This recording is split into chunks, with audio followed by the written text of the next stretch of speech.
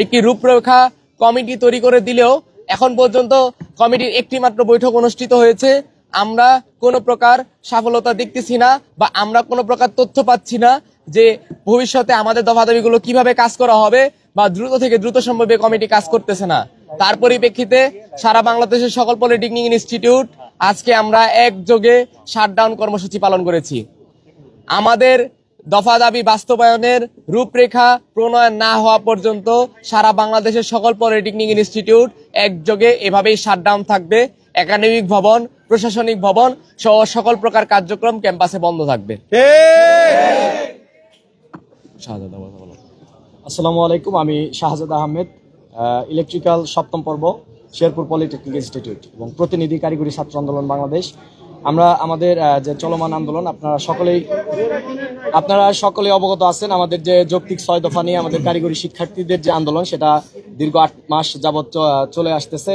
তো আমরা বিভিন্নভাবে আশ্বস্ত হয়েছি সরকার পক্ষ থেকে বিভিন্ন মাধ্যমে এবং আপনাদের মিডিয়া কর্মীদের সহযোগিতার মাধ্যমে আমরা আশ্বস্ত পেয়ে আসছি, এই পর্যন্ত আসছি। কিন্তু আমরা আমাদের দাবিগুলো বাস্তবায়নের লক্ষ্যে পরিপূর্ণভাবে কোনো সমাধানের দিকে যেতে পাচ্ছি না। আমাদের মনে হচ্ছে যে আমরা যেতে পাচ্ছি না। সেক্ষেত্রে আমরা শিক্ষার্থী সমাজ শুরুতে একটি কথা বলেছিলাম, আমরা কোনো সহিংসতায় যাব না, আমরা সাধারণ শিক্ষার্থী, আমরা কোনো অবরোধ, কোনো জনদুর্ভোগ সৃষ্টিকারী কোনো কর্মকাণ্ডে আমরা যাব না। আমরা সেটি বলেছি এবং সেটি নিশ্চিত করেছি।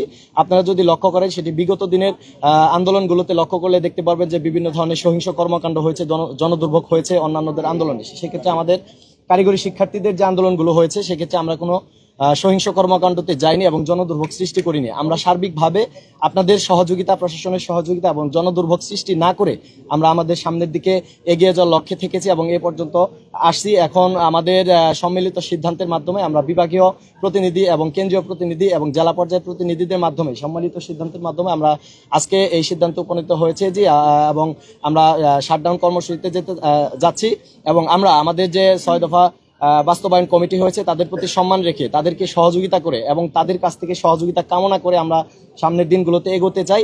আমরা একটি কথা পরিষ্কার করে দিতে চাই, সেটি হচ্ছে আমরা আমাদের দাবি বাস্তবায়নের লক্ষ্যে এই ক্ষেত্রে আমরা কোনো জনদুর্ভোগ বা সহিংস কর্মকাণ্ডে যাব না। আমরা সাধারণ শিক্ষার্থী, আমরা বারবার সেটি পরিষ্কার করে দিয়েছি, নিশ্চিত করেছি আমরা কোনো সহিংস কর্মকাণ্ডে যাব না। আমরা স্বাভাবিকভাবে আপনাদের মিডিয়া কর্মীর সহযোগিতার মাধ্যমে এবং জনদুর্ভোগ সৃষ্টি না করে সরকারের সহযোগিতা কামনা করে আমরা সামনের দিকে এগিয়ে যাব ইনশাল্লাহ। আমরা সকল প্রতিনিধি, আমাদের বিভাগীয়, কেন্দ্রীয় এবং জেলা পর্যায়ের প্রতিনিধিদের সম্মিলিত সিদ্ধান্তের মাধ্যমে আজকে আপনারা অবগত হয়েছেন, দেখেছেন, আমরা এই সিদ্ধান্তে উপনীত হয়েছি এবং আমাদের অভ্যন্তরীণ যে কর্মসূচিগুলো থাকবে সেগুলো আমরা পরামর্শ ক্রমে সিদ্ধান্ত সাপেক্ষে আমরা পরবর্তীতে জানাবো ইনশাল্লাহ। এখন পর্যন্ত আপনারা সরকারের তরফ থেকে কোনো ফিডব্যাক পেয়েছেন কিনা? জি, বর্তমান প্রেক্ষাপট যদি বিবেচনা করতে হয় তাহলে আমাদের যে কমিটিটা করা হয়েছে 6 দফা বাস্তবায়নের রূপরেখা, সেটার বৈঠক গত 27 তারিখ হয়েছে এবং পরবর্তী বৈঠকেরও ডেট দেওয়া হয়েছে। এবং এখানে বিষয়টা আপনারা লক্ষ্য করলে দেখতে পারবেন যে আমাদের দফা হচ্ছে 6টা, যে 6টা দফা কিন্তু কারিগরি মাদ্রাসা শিক্ষা বিভাগের অন্তর্ভুক্ত না। এখানে কিছু কিছু দফা আছে সেটা সরাসরি প্রধান উপদেষ্টা বরাবর যাবে, কিছু দফা আছে যেগুলো সরাসরি শিক্ষা উপদেষ্টা বরাবর যাবে। তো সেই দফাগুলো নিয়ে কিন্তু আমাদের কাজ হচ্ছে না এবং কমিটি লাস্ট রূপরেখা যখন প্রণয়ন করবে 21 দিন আর 15 দিন আছে, তখন কিন্তু আমরা এই দফাগুলোর বাস্তবায়িত রূপ দেখতে পাবো। তো আমাদের যে কয়দিন ক্যাম্পাস শাটডাউন থাকবে, এই কয়দিনের মধ্যে আমাদের সরকার কর্তৃপক্ষের কাছে আন্তরিকভাবে অনুরোধ থাকবে, সেটা হচ্ছে কারিগরি সংস্কার কমিশন দ্রুত থেকে দ্রুত সময় বাস্তবায়ন করা হোক। তাহলে আমরা শিক্ষার্থীরা হয়তোবা কিছুটা হলেও আশ্বাসে আমাদের ক্লাসরুমে ফিরে আসতে পারবো।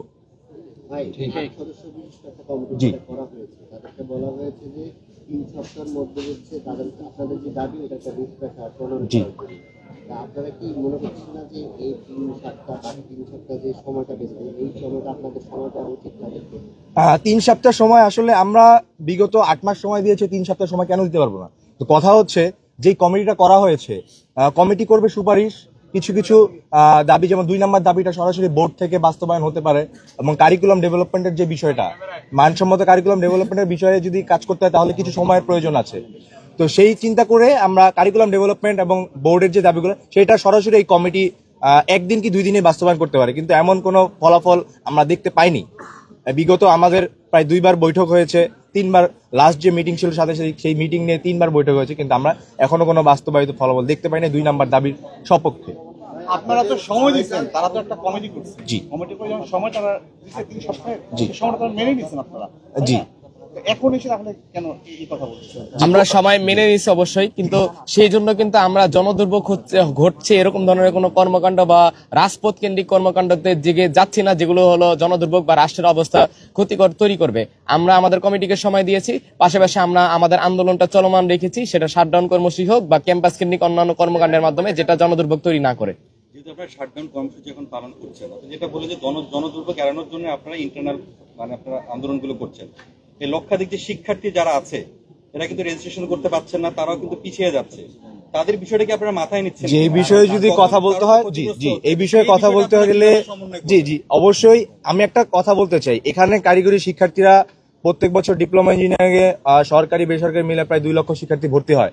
এই 2 লক্ষ শিক্ষার্থীরা এখানে আসে দশম গ্রেডে চাকরি করার জন্য উপসহকারী প্রকৌশলী পদে।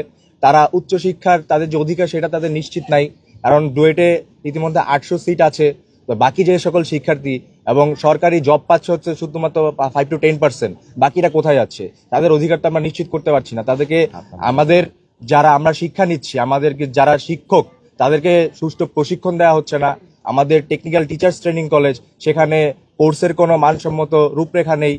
আমাদের তো অধিকারই নিশ্চিত হচ্ছে না। এখন কথা হচ্ছে, আমি 4 বছর ডিপ্লোমা ইঞ্জিনিয়ারিং পাশ করলাম, আমার এখানে দক্ষতা ভিত্তিক কার্যক্রম করার কথা, আমার 60% প্র্যাকটিক্যাল হওয়ার কথা, যেখানে আমার ক্রাফট ইনস্ট্রাক্টর, ল্যাব অ্যাটেন্ডেন্ট যারা, তারা আমাকে শিক্ষা আমাকে হেল্প করতে পারছে না, আমাদের সাথে কোঅপারেট করে কাজ করতে পারছে না। তা আমি এখানে যদি শিক্ষিত, আমার যদি পেশাগত দক্ষতা যদি আমি উন্নয়ন না করতে পারি, আমার তো সার্টিফিকেট নিয়ে কোনো লাভ হচ্ছে না। আমার দিন শেষে সেই সার্টিফিকেট নিয়ে ঝালমুড়ি খাওয়া ছাড়া কোনো উপায় নেই।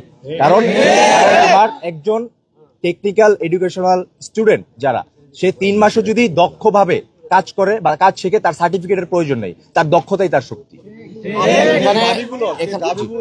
যৌক্তিক এবং দাবিগুলোর প্রতি আমাদেরও সহমত রয়েছে, এবং যারা কমিটি করেছে এই কারণে কমিটি করেছে যে আপনাদের এগুলা যাচাই বাছাই করে আপনাদের সাথে কথা বলে তারপর একটা রূপরেখা দিবে।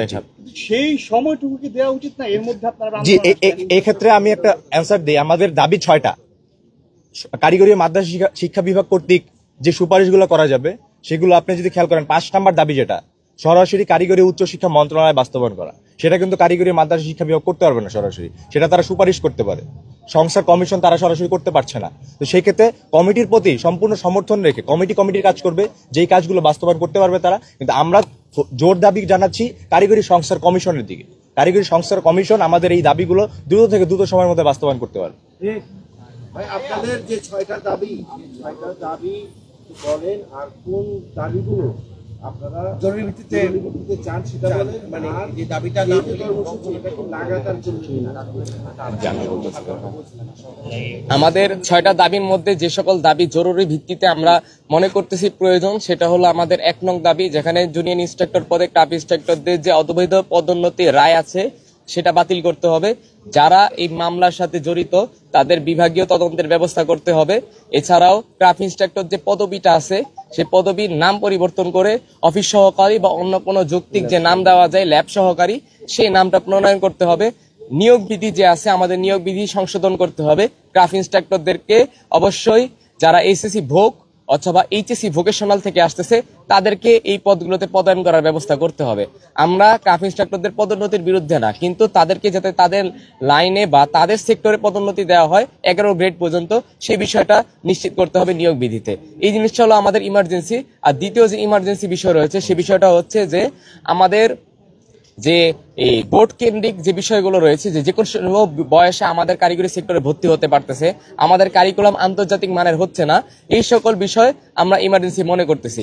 এছাড়াও আমাদের উচ্চশিক্ষার সুযোগ হচ্ছে না, যেটা আমরা 6 নাম্বার দাবিতে বলেছি, যে আমাদের জন্য একটা টেকনিক্যাল বিশ্ববিদ্যালয় প্রতিষ্ঠা করার গ্যাজেট প্রকাশ করতে হবে। আর আমরা জানি আমাদের 4টা প্রস্তাবিত ইঞ্জিনিয়ারিং কলেজ রয়েছে, সেই 4টা প্রস্তাবিত ইঞ্জিনিয়ারিং কলেজে পরবর্তী সেশন থেকে অস্থায়ী ক্যাম্পাসের ভিত্তিতে একাডেমিক কার্যক্রম পরিচালনা করে হলেও আমাদের যাতে পড়াশোনার সুযোগ করে দেওয়া হয়, উচ্চশিক্ষার সুযোগ করে দেওয়া হয়।